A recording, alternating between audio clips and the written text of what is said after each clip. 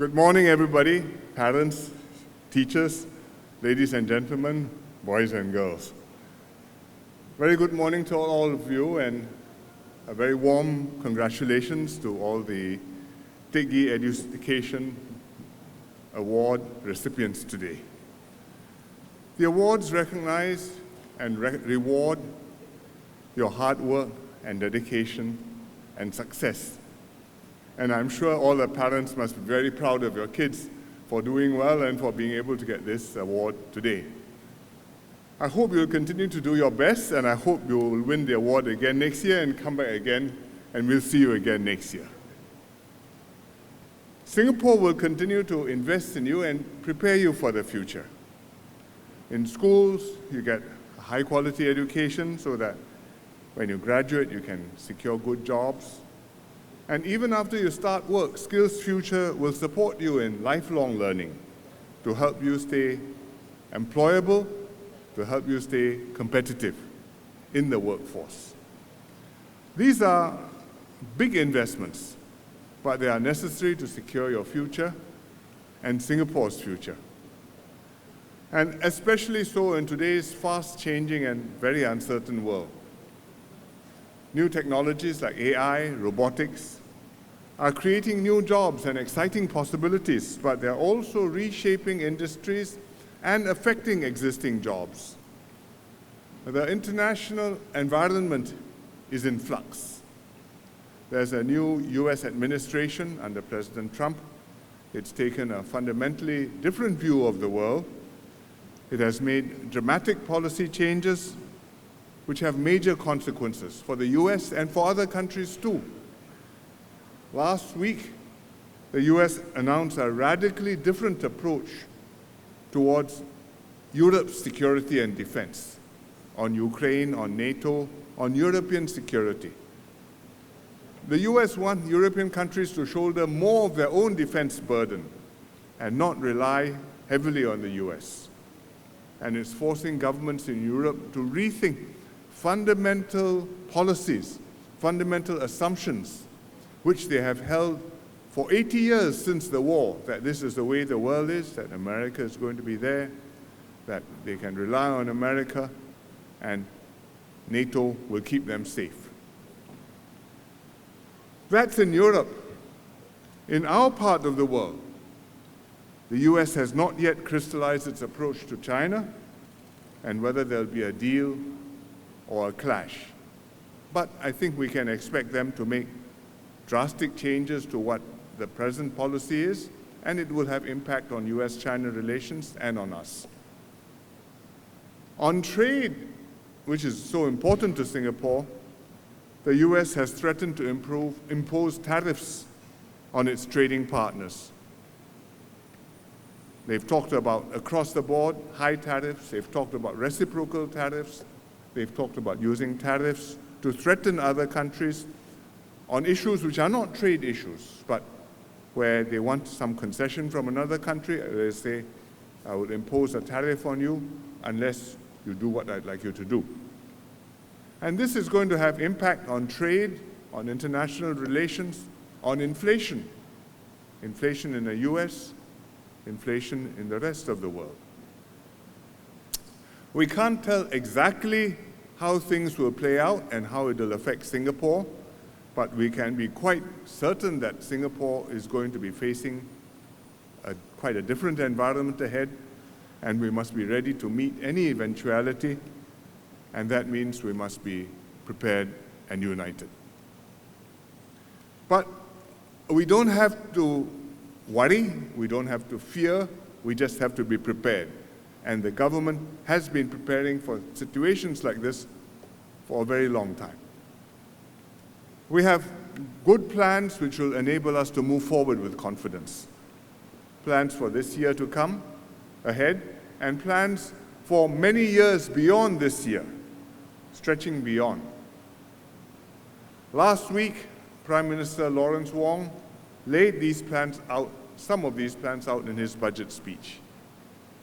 Most immediately, we are continuing to support households to tackle cost pressures. We are giving distributing to everybody, every household this year, more CDC vouchers, $800 worth this year, and up to $760 worth of USAVE rebates for each household. And families with kids will get $500 for each child. I think they are in Life SG vouchers, with more support for those with more than 2 kids. And if you have a 3rd kid, you get very generous support from the government for the kid and for the mother. And low-income families get additional support. So on costs, we are doing a lot, but on growth, to enable us to earn more money, we are also doing a lot to strengthen our growth engines. We are investing in things like AI, quantum computing, where there's potential for improving our performance and productivity. We're investing in infrastructure, building a megaport in Tuas, building Terminal 5 in Changi. We are securing sources of clean energy, like low-carbon electricity from the region, and even exploring generating nuclear power. We're investing in upgrading our people to equip workers throughout their life. For example, the SkillsFuture Level Up program provides SkillsFuture credits. If you're above 40 years old, you get $4,000 of SkillsFuture credit to attend full-time courses. You get a training allowance which pays you up to half your last drawn pay, up to $3,000, to help cover your living expenses as you focus on upgrading yourselves. And this year we've extended the support also to part-time courses as well, so that you get a monthly training allowance, and if you're attending a course part-time, your transport expenses, some of your overheads, your expenses taking care of your lost income will be covered. All these will support workers on your upgrading journey.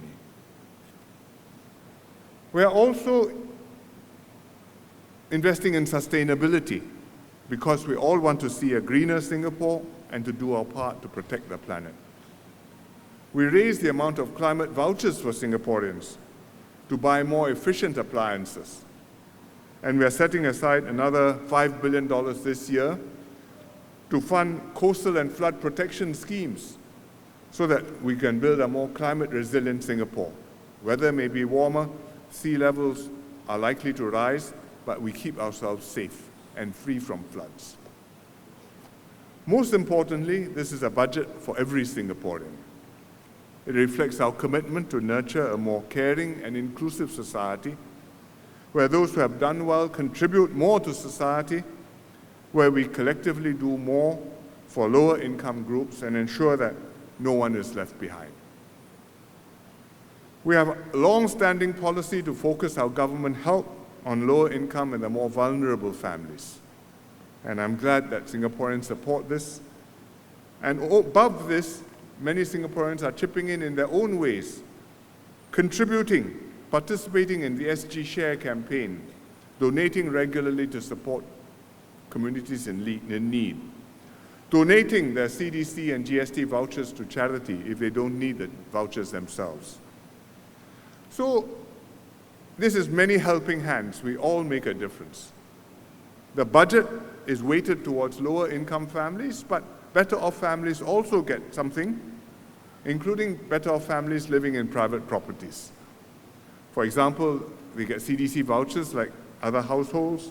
You also get climate vouchers and the EASE program for seniors, which were previously available only to people in HDB flats, and now we've extended them also to private housing, private property owners, and we hope they'll make full use of these schemes to upgrade themselves and to get more efficient appliances and more elderly-friendly homes.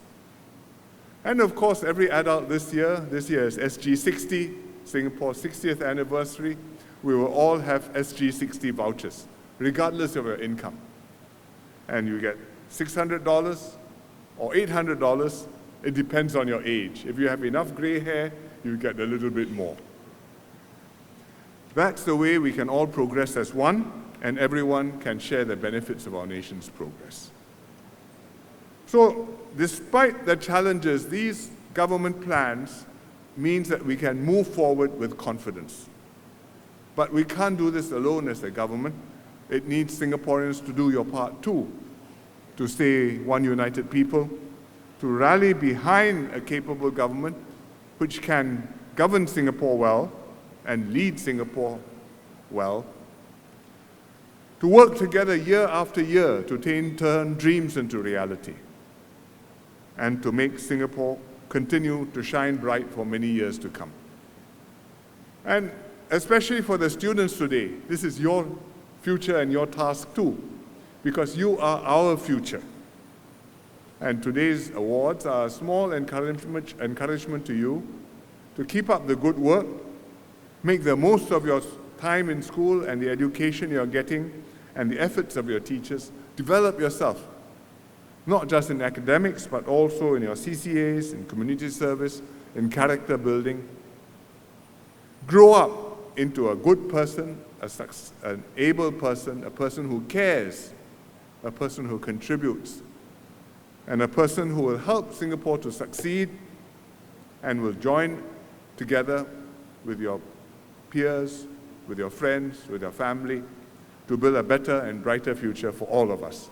Thank you very much.